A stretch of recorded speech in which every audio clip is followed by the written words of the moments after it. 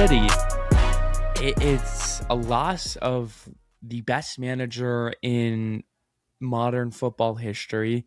You can debate where he is in overall Premier League history. I know Joa'o will have one opinion, as will all Manchester United fans, and every other person will have a differing opinion. Um, but that's not the argument for today. That'll be an argument for July 23rd when the World Cup's over and there's no transfers. But what was I going to say? Oh, Enzo Maresca's coming in to replace him.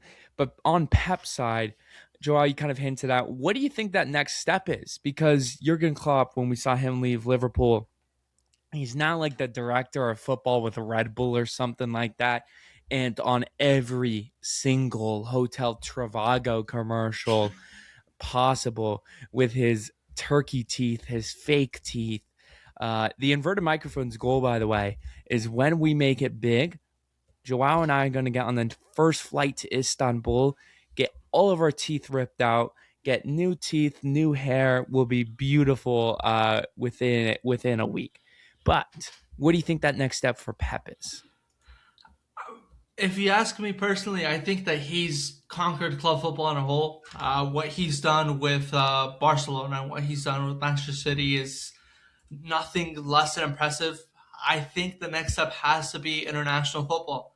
I think that if there's a big vacancy from a top 10 club in the world or top 10 nation in the world, it's sort of irrefusable, and it makes sense in the order that Pep has gone in to sort of take a job like that and try to see if you can compete for a World Cup, or in this case, if it's a European nation, compete for a Euros or compete for a Copa America. If we're speaking of a CONMEBOL nation, I think that's the next step. I don't see him going to club football. I think he's poured everything he has into club football, with two revolutionary styles. I mean, Barcelona with the tiki taka, and then Man City with whatever the heck that was. It was just so diverse in his time with the club. So I mean, international football, I think, is the next step for this guy. I don't see him going anywhere else. I certainly agree, and he was somebody that was approached by England after Gareth Southgate was sacked. They were kind of told anything could happen, but it ultimately, obviously, did not go to Pep. Um, he was linked with Brazil before they opted for Carlo Ancelotti. Ancelotti was destined for that job forever. He was rumored forever, and he might be in that job forever as well. He's got a contract until 2030. So those two spots ruled off. It's hard to imagine him going Spain because Spain won the Euros. They're prime favorites for the World Cup. So unless disaster strikes in this World Cup, which I do presume to be extremely unlikely for them, Luis de la Fuente is secured in that role. So maybe he'll manage the U.S. when Pochettino leaves. Hear me out. And this would be any Barcelona's fan, Barcelona's fan's dream. Scaloni has a bad World Cup, gets binned. Pep Guardiola, manager or head coach of the Argentinian national team. It may sound crazy now, but I don't know why. Something inside my gut, inside my chest, is just telling me that this could be something that could happen. I mean, he's familiar with a lot of the players. He's familiar with the system. I don't think it's too far fetched to say that this could be a possibility if Argentina doesn't perform to the standard that they have for this upcoming World Cup. I wish this had happened like when Messi was like 4 years younger, so we could have gotten Pep managing Messi to win Messi's first World Cup, right? Like how awesome would that have been? Obviously, that's not the case as Messi won in 2022 with Scaloni, but still, that would have been unreal. Yeah. But alas, Eh, football doesn't have dreams. Don't have hopes and dreams. You'll only ever be disappointed. That was a message passed down to me when I was very young. Um, and to be honest, for 22 years, even though I'm not 22, I'm younger than 22. It seemed to be the case, but um, I mean, again, I think back to Pep. I think he'll go kind of the Jurgen Klopp route, where he'll take a few years off. I think because the World Cup's this year, I can't imagine his top priority is to go win a Euros, go win a Copa America, go win a CONCACAF Nations League. I think his top priority, if he were to go into international management, would obviously be to win the World Cup. But I think he would want, I can't imagine he would want the 4 year cycle. I think he would want the 2 year cycle to do so. But again, what do I know? I think we'll see him in commercials. Joa'o, what company do you think he shows up in commercial wise? Booking.com. I just feel it. I don't know Oh, why.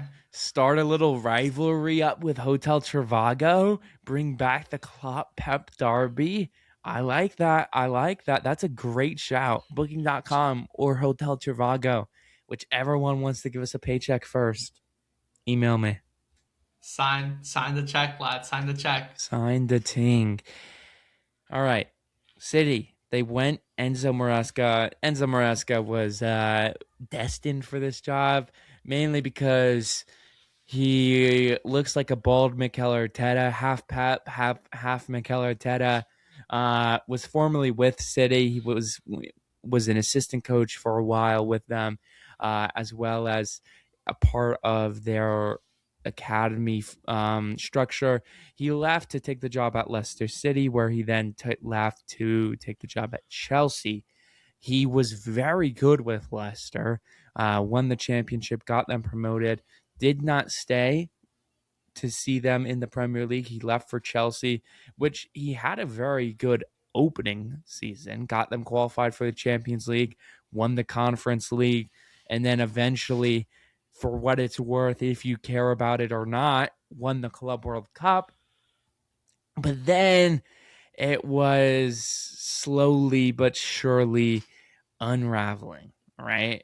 They dropped a lot of points. He kind of fell out with a lot of the staff within Blueco, within the hierarchy of Chelsea, and left on January 1st, stepped down. He was not sacked, he stepped down. And it was a very weird situation. He is mentors, or he was mentored obviously by Pep, which is why he was handpicked for this job. But Joao, I'm just curious to get your thoughts on City opting to go Enzo Maresca. Well, here's the thing, right? I think that Maresca has had his complications at Chelsea because it was something he was building from the ground up. He was bringing in these pieces little by little, seeing if they work. I think that with City, it's not going to be as difficult as a job because you have all these players. You have quality and you have talent that's already been prem proven in all facets and in all places in the pitch. But I think it's the expectation that's going to be very heavy.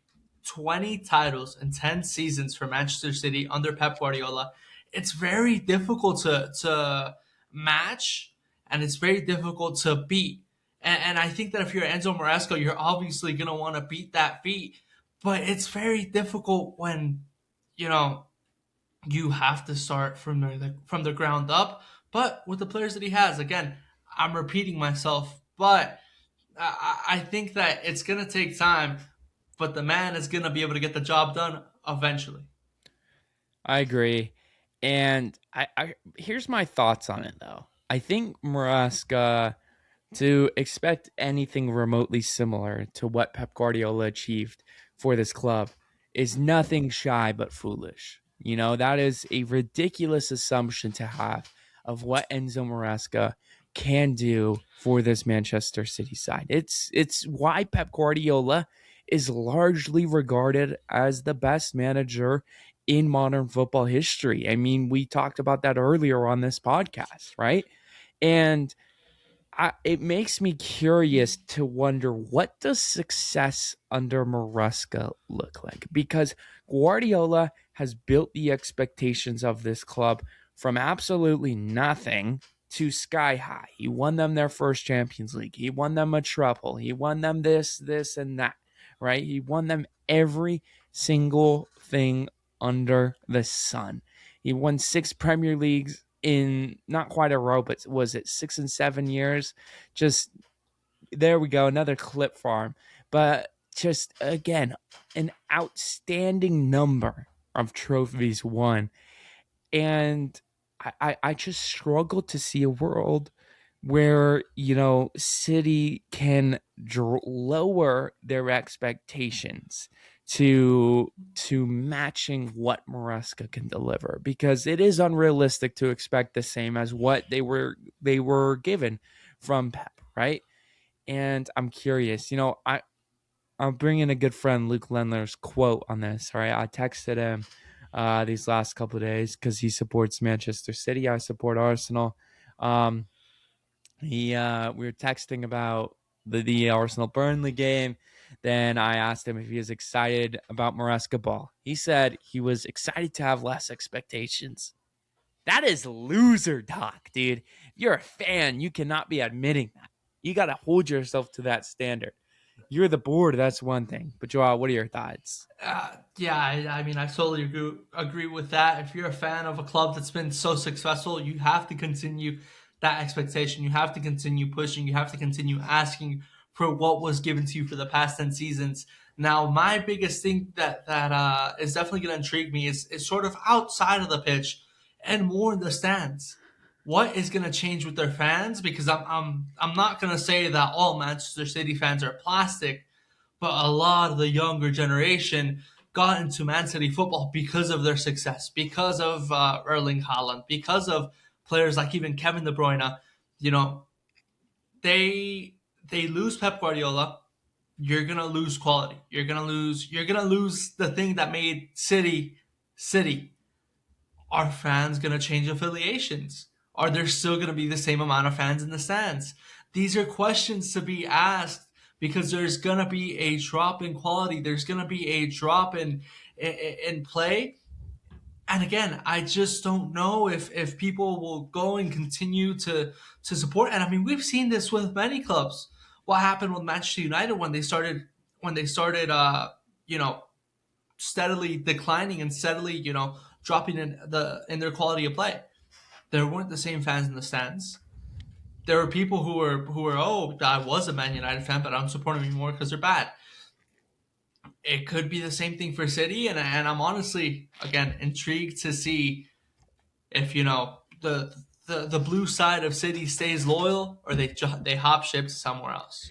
Yeah, and it will be a serious period of transition for this Manchester City club, because it's not just Pep Guardiola leaving. There's a couple of players that are confirmed leaving at the end of this season. John Stones, center back, he was a key piece of some of Pep Guardiola's early transition. Yeah, he couldn't stay healthy, which certainly derailed his impact. But this was a guy who was so versatile as a center back that what we saw from him was such a big piece of what Pep Guardiola's impact on the game was, having him move in the midfield. It was all sorts of unique philosophies developed through John Stones. And then the captain of the squad, Bernardo Silva, he's leaving at the end of this season as well. I don't think he's been that good this season, but that's a topic for another day. I mean, he's a guy who's been there since 2017 after signing from Monaco. It's just they've got a lot of work to do, and I'd really, it's difficult to judge. It's so difficult to judge. Yeah, for sure. And I mean, we see these players continuing to leave, right? And every offseason, we see the rumors: Erling Haaland to Barcelona, Erling Haaland to Real Madrid. Again, pure rumors. But if there's a world without players like that, or players like Bernardo Silva, or just if you keep losing quality, it's going to be difficult to replace it. But I mean, you still have something that you can cling on to and say, I think we'll be all right with this. I agree. I mean, that there's the foundation there. It's not like Semenyo, Holland, unless something crazy happens, are gonna leave in the next year. If not a lengthier period than that. Again, we'll see how the money gets exchanged.